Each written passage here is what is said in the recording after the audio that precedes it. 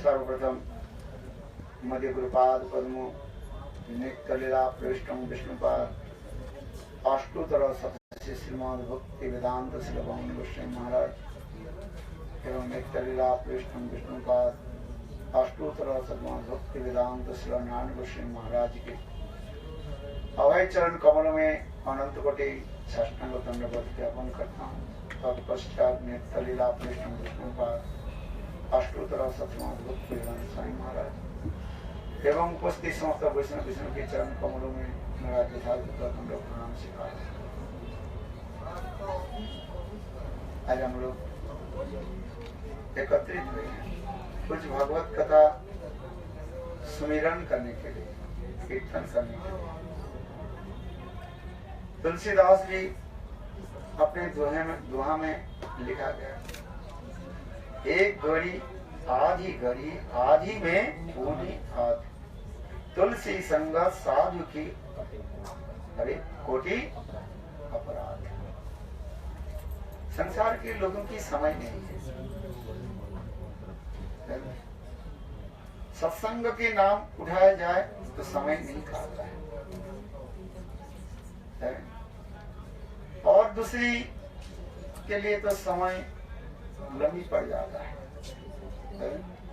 कहीं भी जाए समय, विवाह शादी में जाते हैं अथवा और ना जाने कितने कार्य में उसके समय कट जाता है, समय मिल जाता है। क्योंकि जब हम कहते हैं सत्संग करो, हरि कथा श्रवण करो, बहुत कठिन होता है। क्यों? इसके कारण कहा जाता है लैक ऑफ सुकृति। सुकृति के अभाव होने से माया भी उसी प्रकार उनकी विमुख करा देती, अर्थात सत्संग से उसके दूर रखते हैं। क्योंकि तुलसी के एक घड़ी आधी में पुण्य, एक घड़ी यदि नहीं हो उसके आधी से भी पुण्य, एंड 1/4 घड़ी के समय पे ही सत्संग करे कितने फल प्राप्त होगा।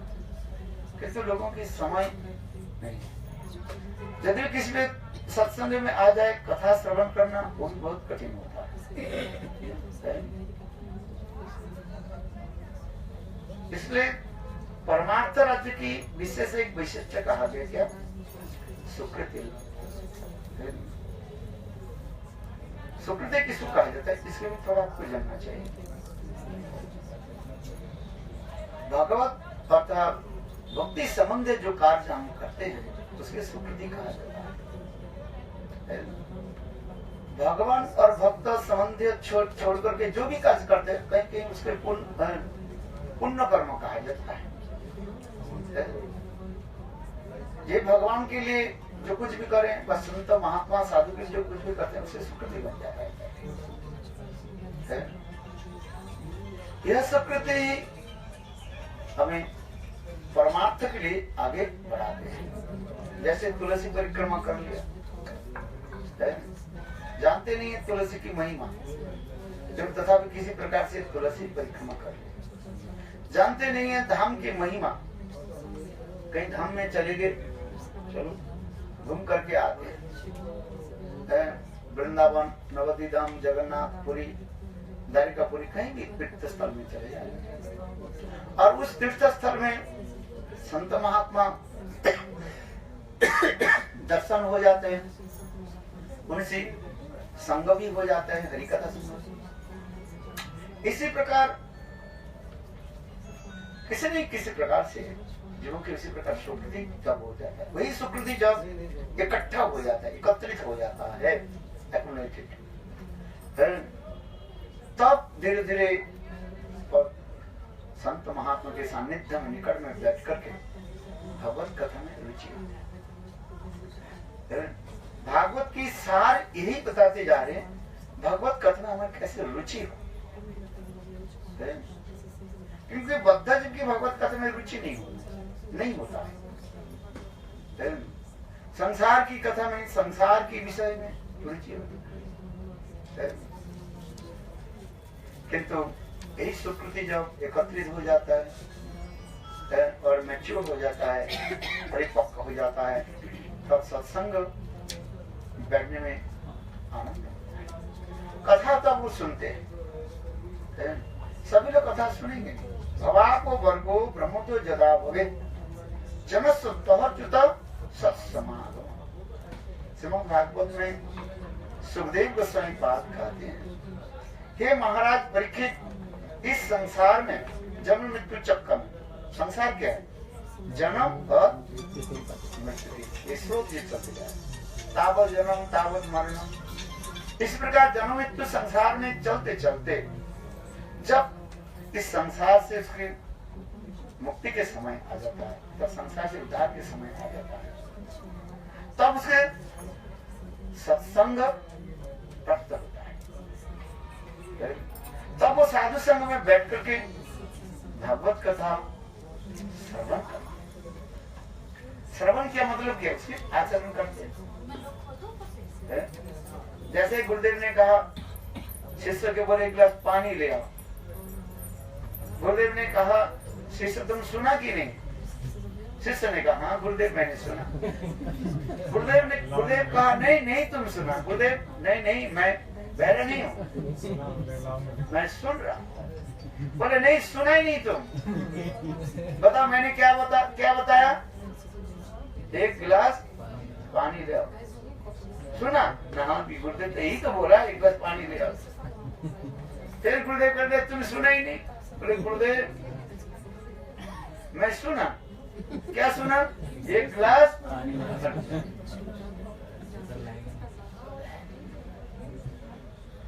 मतलब क्या है? श्रवण के बाद उसके कार्य में परिणत हो। जैसा हम कहते हैं परिणाम करो, परिणाम करते हो परिणाम। इसलिए श्रवण उसी कहा जाता है जब श्रवण करके जब हम उसके एक्टिव में चले जाते हैं, करते हैं भागवत कथा श्रवण।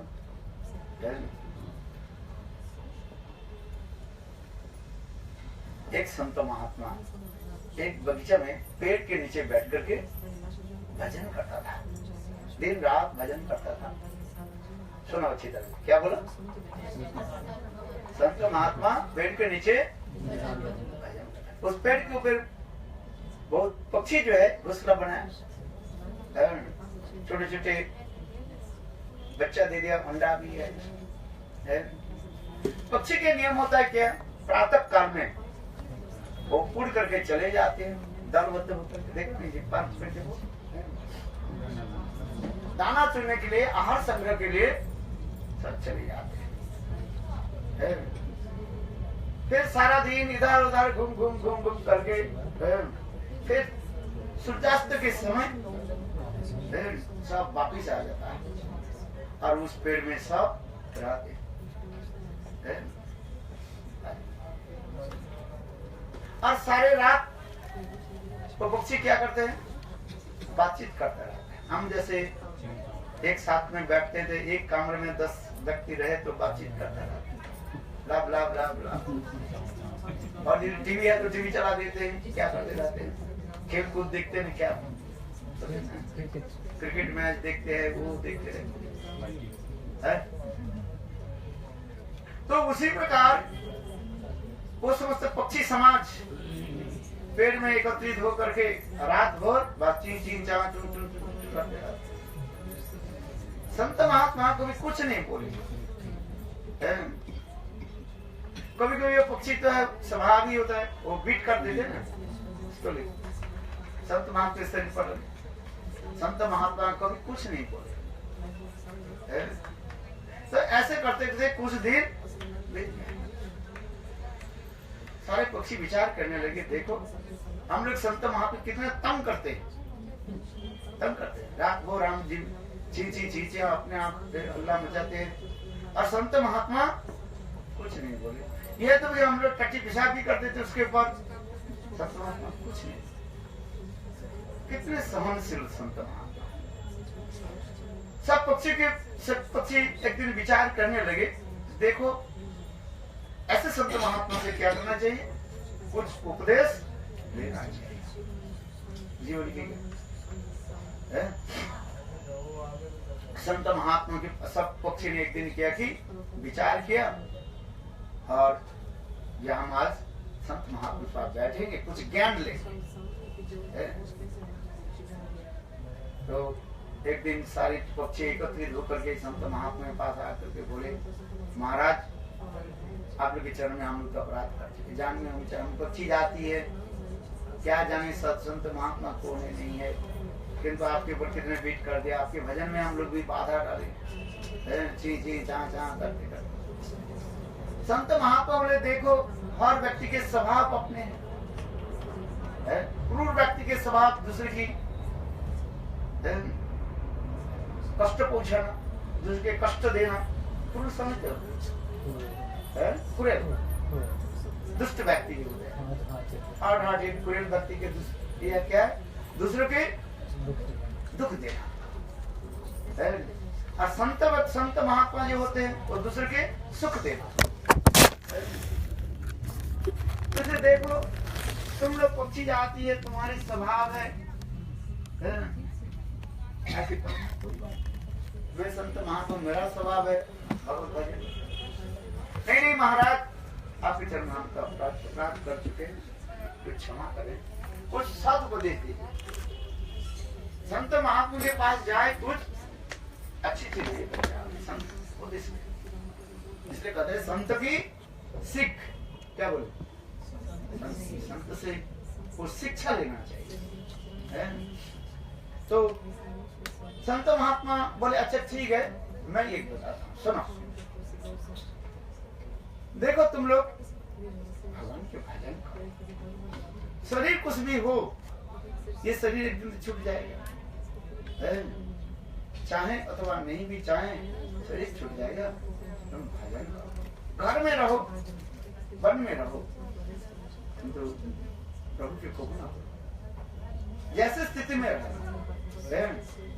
हम भी कहते हैं if you are lawyer, doctor or you are businessman, students, what you are doing, you have to perform your prescribed duties। अपने जीवन की जो कार्य को करो, स्त्री हो, पुरुष हो, पति हो, पत्नी हो, बेटा बेटी, जैसे घर में आप रहते करो, अपने काम करते रहो,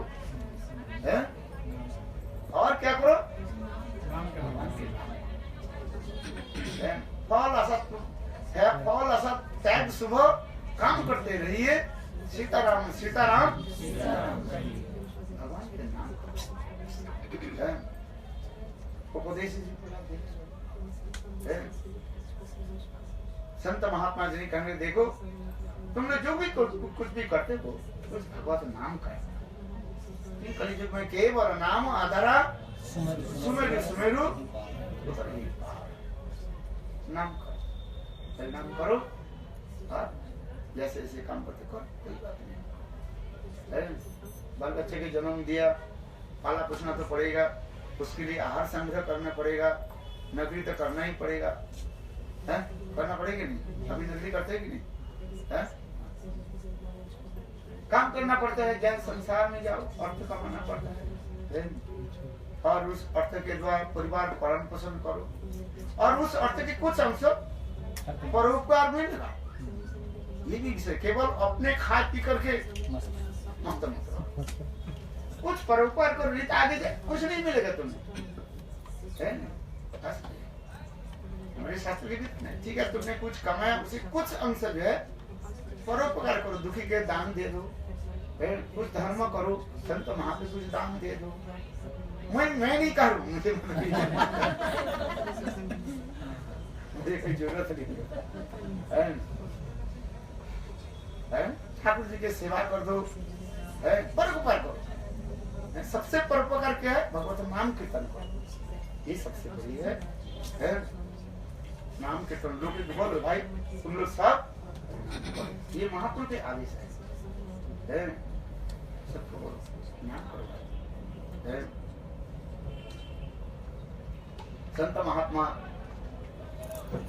इस प्रकार करने पर पक्षी समझ करने लगे, जब हम लोग कुछ मंत्र दीजिए, कुछ मंत्र क्योंकि शास्त्र में लिखा है बिनु गुरु भवनिधि तरु ना कोई, जो विरिंची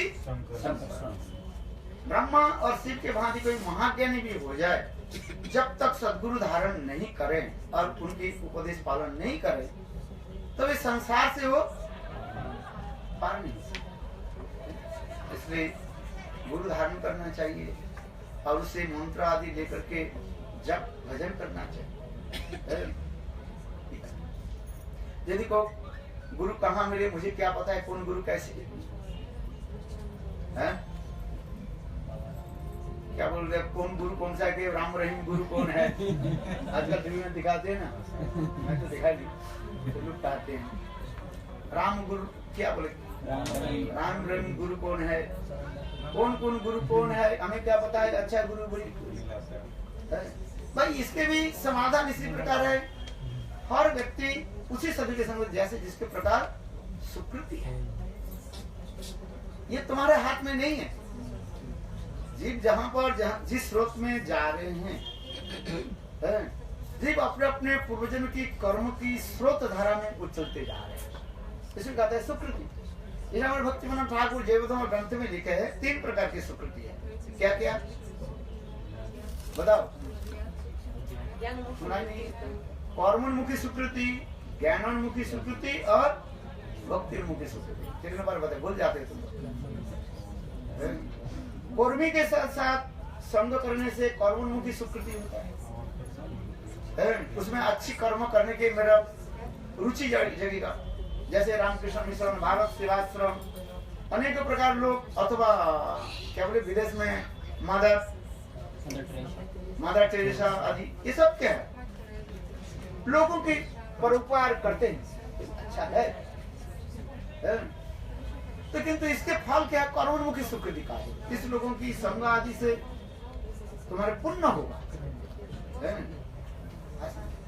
और उस पुण्य के फल स्वरूप तुम्हें कौन सा स्थान प्राप्ति होगा? स्वर्ग आदि सुख प्राप्ति होगा। किंतु स्वर्ग में चले जाओ फिर आना पड़ेगा। तेकम भुक्ता सर्वलोकम विशालम क्षीणे पुण्य मर्त लोकम विषम। गीता में भगवान कहते हैं इसी प्रकार सुकृति आदि के द्वारा, कोई पुण्य कर्मों के आदि के द्वारा स्वर्ग आदि ऊंचे स्थान पर चले जाते हैं। यहाँ तक आप ब्रह्म भुवन लोका पुनरुवर्तने। हे अर्जुन, यह जो स्वर्ग से ऊपर जो ब्रह्म लोक सप्तलोक से भाग होता है, उसमें लोग भी चले जाए, उसमें भी इस संसार में आना पड़ता है। किंतु मेरे धाम जो शाश्वत नित्य चिरंतन नित्य धाम है, उस धाम में जाने से उसके पतन नहीं होता है। यद्दत्वा न निवर्तन्ते तद्धामं परमं मम। गीता में भगवान कहते हैं मेरे जो वैकुंठ आदि जो धाम है, वो धाम सत्य है, नित्य शाश्वत चिरंतन। तो कर्मी आदि के संग के फलस्वरूप कर्मोन्मुखी सुकृति बनता है, और वो कर्मी साधु के संग अच्छा लगे, उनकी कथा अच्छा लगे। ज्ञानोन्मुखी सुकृति, ज्ञानियों के संग आदि के द्वारा ज्ञानोन्मुखी सुकृति होता है। उसमें क्या होता है? ब्रह्म में लीन होने के लिए इच्छा जाती है, इसलिए वो लोग ज्ञानी के पीछे दौड़ते हैं। ज्ञानोन्मुखी सुकृति। और फिर तीसरी क्या है? भक्ति उन्मुखी सुकृति। शुद्ध भक्त के संग आदि से तब धीरे धीरे भक्ति करने की रुचि, भगवत कथा श्रवण कीर्तन, विग्रह आदि सेवा आदि, ये सब प्रणाम आदि करने धीरे धीरे रुचि होती है। फिर धीरे धीरे भक्ति आदि उत्पन्न होता है। पहले क्या होता है? श्रद्धा होता है, भक्त है। इसके बाद साधु संग, भजन क्रिया, अनर्थ निवृत्ति, निष्ठा, रुचि, आसक्ति और भाव, अंत में प्रेम दशा प्राप्त करके वो भगवत धाम में चाहिए। इसलिए भक्ति उन्मुखी सुकृति के बारे में मैंने बताया, जहां पर भक्त भगवान संबंधित कुछ भी कार्य कर रहे हैं, उसी के फल क्या होता है? भक्ति उन्मुखी सुकृति। जैसे ठाकुर जी के निकट एक दिया जला दी, घी लग, ये भी भक्ति उन्मुखी सुकृति होगी। भक्ति उन्मुखी सुकृति अति सहज और सरल, इसमें कोई कष्ट नहीं होता है।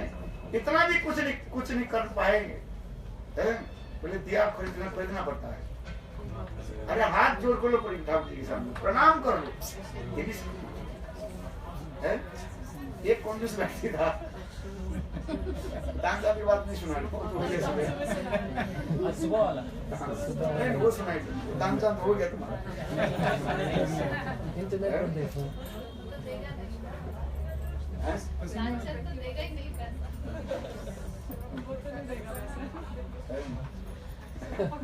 बस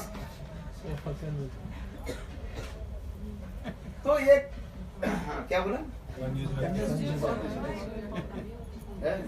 वो कई संत महात्मा के सभा में गए, एक दिन बैठे, संत महात्मा ठाकुर जी के सेवा के बारे में बताया, भाई ठाकुर जी की सेवा करो, विग्रह सेवा, साधु संग, नाम संकीर्तन, भागवत श्रवण, मथुरा वास, श्रीमूर्ति सेवन, ये 5 प्रकार की भक्ति के अंग बताया गया। क्या क्या? साधु संग, साधु संत महात्मा के संग, साधु संग, नाम संकीर्तन, हरिनाम करो, साधु संग, नाम संकीर्तन, भागवत श्रवण, भागवत कथा श्रवण करो, और तीसरा क्या है? मथुरा वास, मथुरा मंडल में, वृंदावन जैसे माथुर मंडल कहा जाता है, 84 क्रोश, और 5वां क्या है?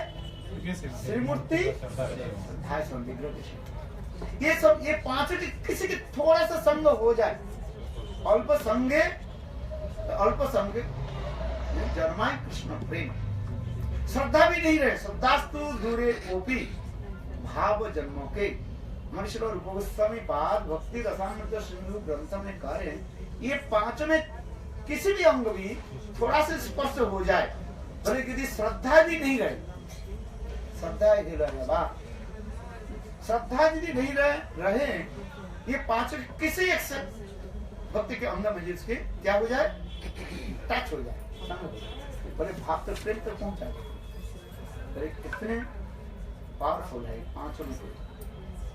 उसकी कथा को सुन करके उनके मन में इच्छा हुई, ये महाराज एक बात बताओ, मेरे मन में इच्छा है विग्रह की सेवा करने की। संत महात्मा ने बहुत अच्छी बात है, तुम विग्रह सेवा करो।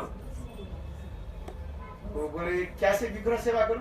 बोले एक काम करो, वृंदावन में जाओ, एक राधा गोविंद की मूर्ति खरीद करके लाओ,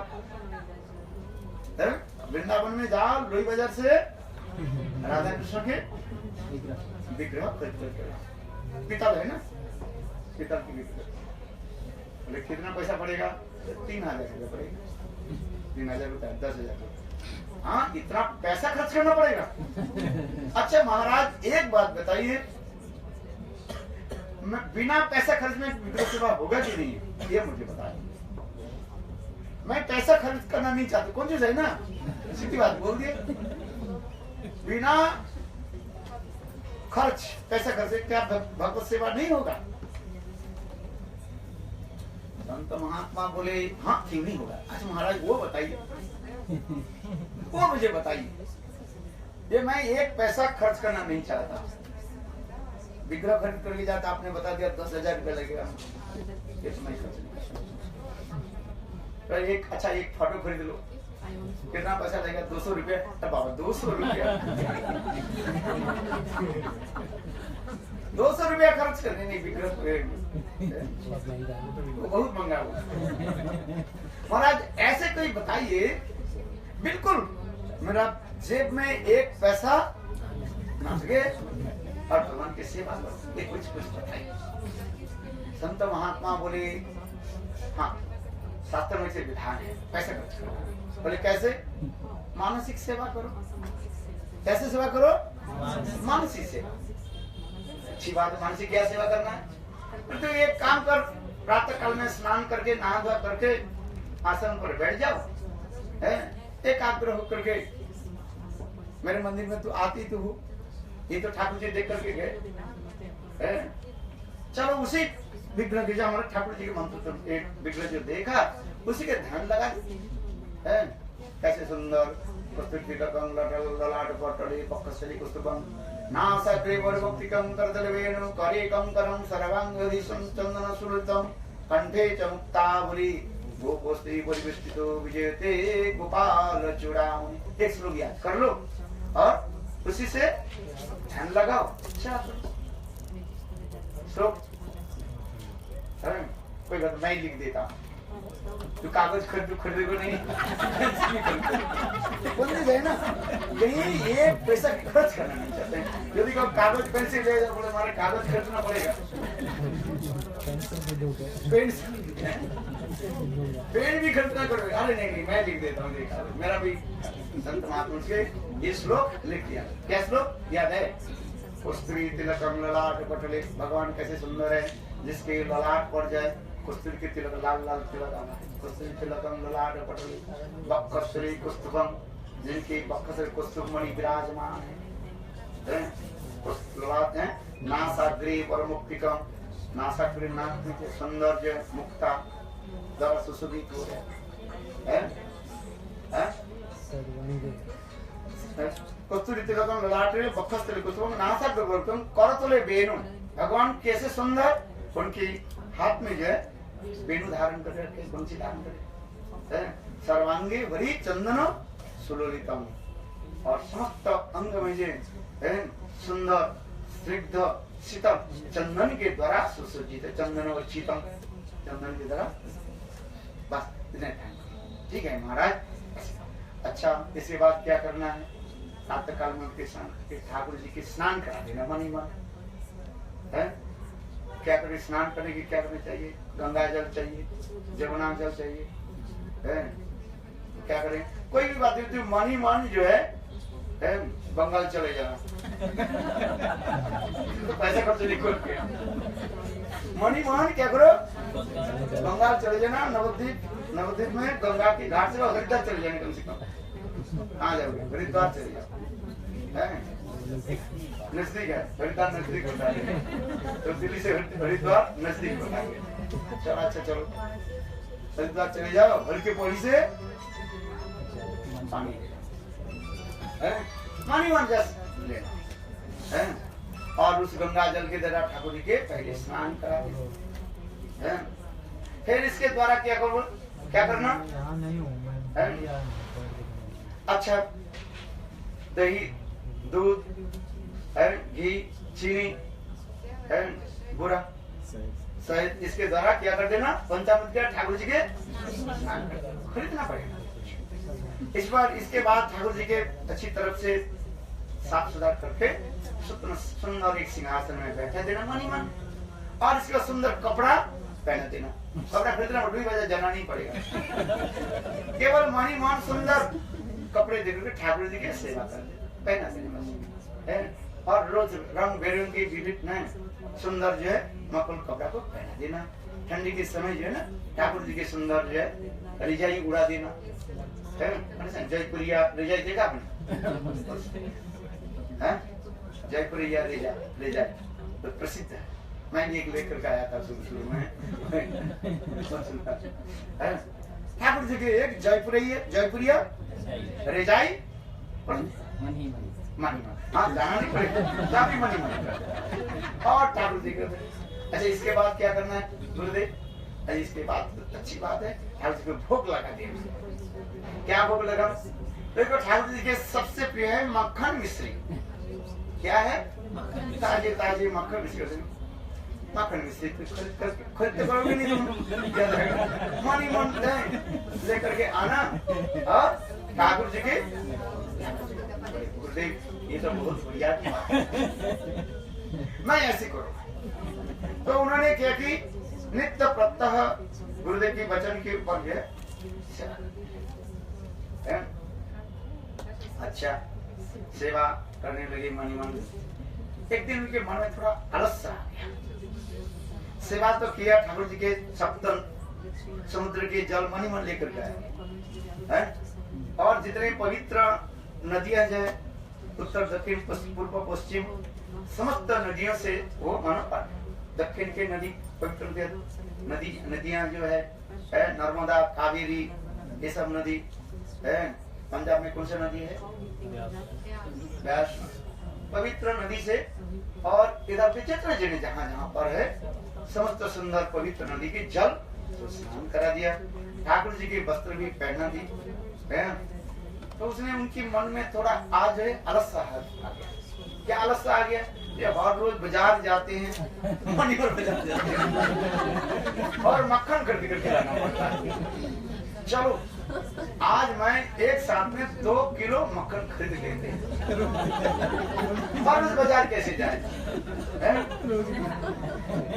2 दिन चल जाएगा। इसलिए मैंने क्या किया, मणिमन 2 किलो मक्खन और ठाकुर जी के मणिमन ठाकुर जी के जब देख लगे भाई पकड़ करके रखे, मणिमन पकड़ करके रखे माने वो मक्खन की जब पैकेट की जब हाथ में से ऐसे डाल दे भाई और एक ठाकुर के 2 किलो मक्खन एक आधी के 1 किलो ठाकुर जी को दे देता हूँ और 1 किलो ठाकुर जी के ऐसे मन के ऐसे डालने लगे। देख लगते हाँ 1 किलो भाई ज्यादा समय तक पकड़ के रखे ना, मक्खन क्या हो गया, निकल गया सारे मक्खन क्या हो गया मणिमन तो उन्होंने हाँ फिर खाल जाना पड़ेगा बाजार। उन्होंने क्या की ठाकुर जी की वो पत्थर से जो है मक्खन उठा के इतने समय ठाकुर जी प्रकट है, मेरे नाम एक ही नाम है, मेरे नाम मक्खन चोर, तुम चोरी नहीं कर सकते।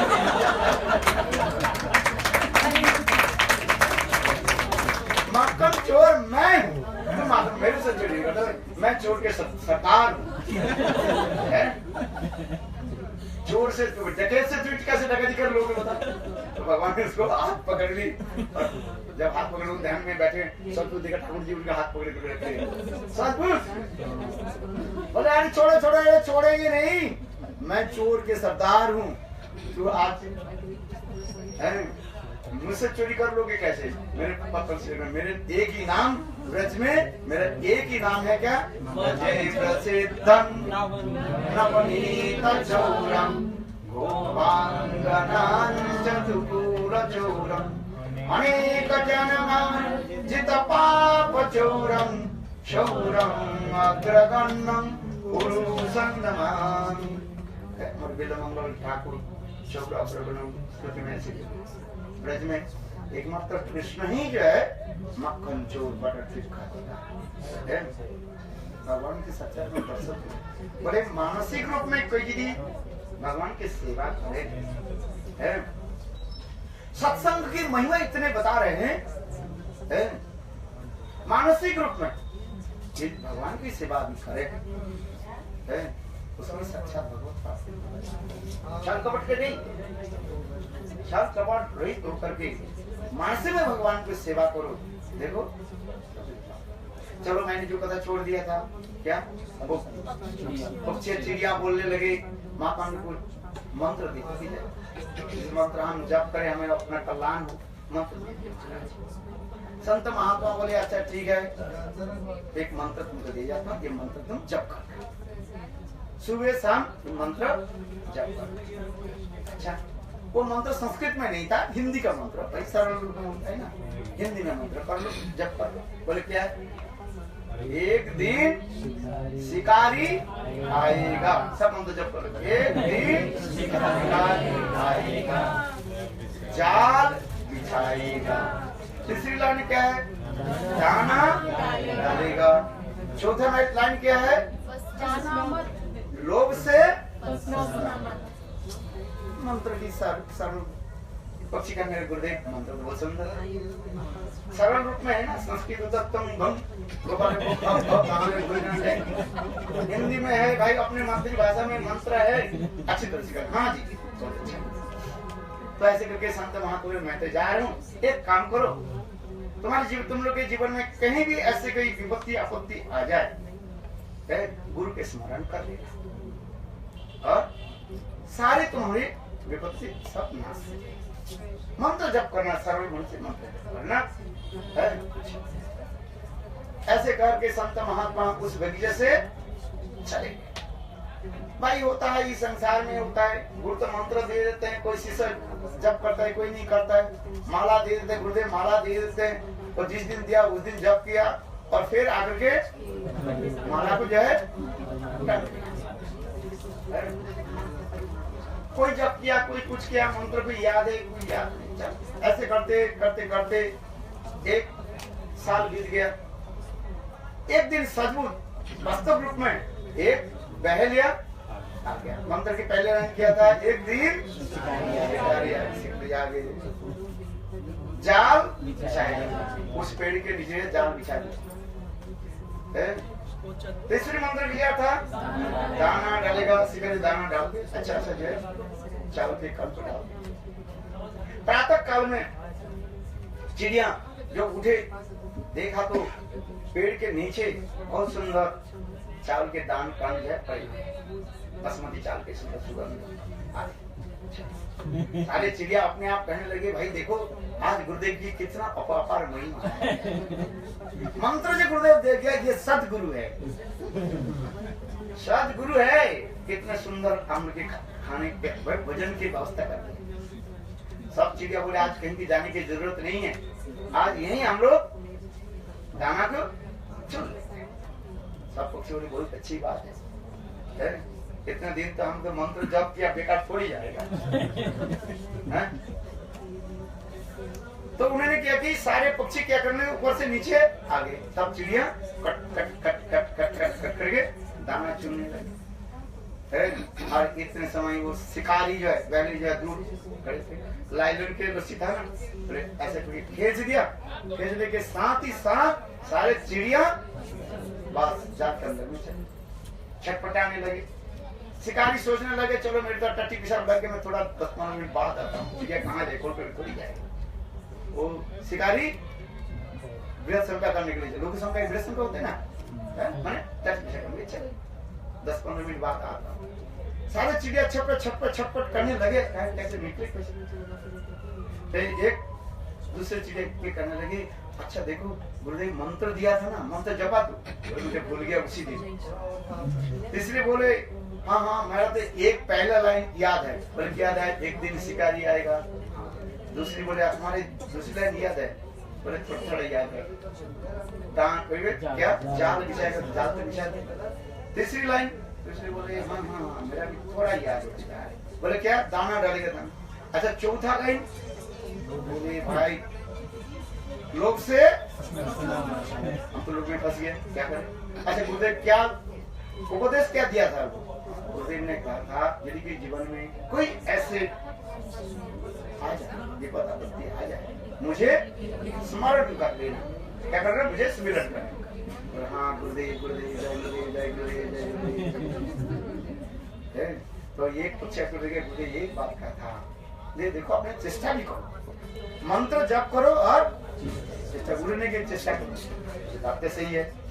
बोले इतना बड़ा जाल है, हम तो फंसे हुए हैं। सब पक्षी हम एक करके अपने पंखा के थोड़ा ऊपर उठा, सबको देखा, बोले जय गुरुदेव जय गुरुदेव जय गुरुदेव करते करते जब सारे पक्षियों एक साथ में पंखा उठाया और जाल समेत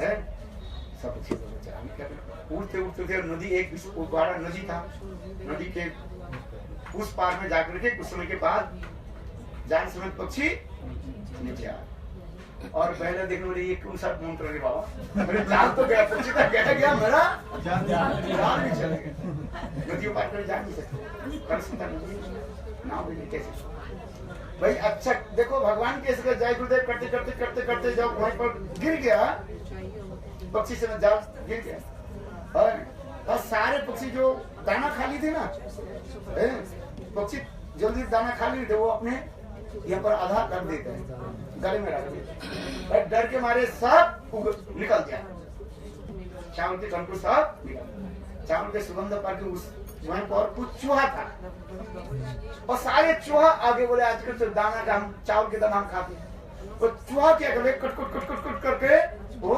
जाल को काट दिया, और काट देने से सारे पक्षियां मुक्त होकर चले गए। बोले वृंदावन ये तात्पर्य है, तात्पर्य है किसी भी प्रकार से सत्संग हो जाए, सद्गुरु का हमें प्राप्त हो जाए, उनके उपदेश मंत्र हम ग्रहण कर ले, हमारी जरूर उद्धार। भगवान के भजन करो, किसी भी प्रकार से भगवान के भजन करो। एक जीवन अति दुर्लभ, मानस जन्म अति दुर्लभ, आगे मिले ना मिले क्या जाने, कोई गारंटी नहीं। इसलिए इस जन्म में कुछ भजन कर लो, है भजन कर लो, नाम कर लो, हरे कृष्णा कृष्ण कृष्ण हरे हरे, हरे राम राम राम हरे हरे। संसार में जो कुछ भी है अपने कर्म के अनुसार प्राप्ति नहीं है। भगवत भक्ति केवल सत्संग के द्वारा प्राप्ति है। और दूसरी फल जो अपने कर्म के साथ अनुसार आएगा है। किंतु भगवत भक्ति ही जीवन की साथ, वो भगवत भक्ति कैसे होती है? साधु संग है। इसलिए साधु संग और भगवत नाम जप है। संत महात्मा के साथ बैठ करके नाम जप बोलो, हरे कृष्णा कृष्णा कृष्णा हरे हरे, हरे राम राम राम